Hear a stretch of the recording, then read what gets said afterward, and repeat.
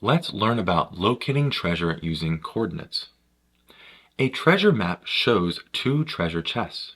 One is located at -6, -4, and the other is at -6, +5. How far apart are they? Let's get a sketch of this map using a coordinate plane here.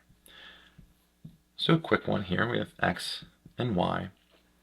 And our first one is -6, -4. So when X is -6, our Y value is -4 right there. And then let's call that treasure chest A.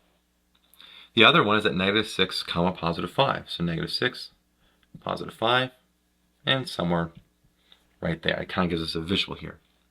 We can see that they're vertically aligned. They share the same X values there.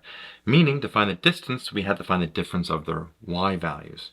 So to do that, we take the absolute value and subtract our two Y values. So -4 minus a 5. Well, inside the absolute value here, let's work it. -4 minus 5 is the same thing as -4 plus a -5. And -4 plus a -5 is a -9. The absolute value of -9 is a +9. And we have units here. And so the distance between these two treasure chests are 9, +9 right here, units. I hope you learned something here about locating treasure using coordinates. And as always, thanks for watching.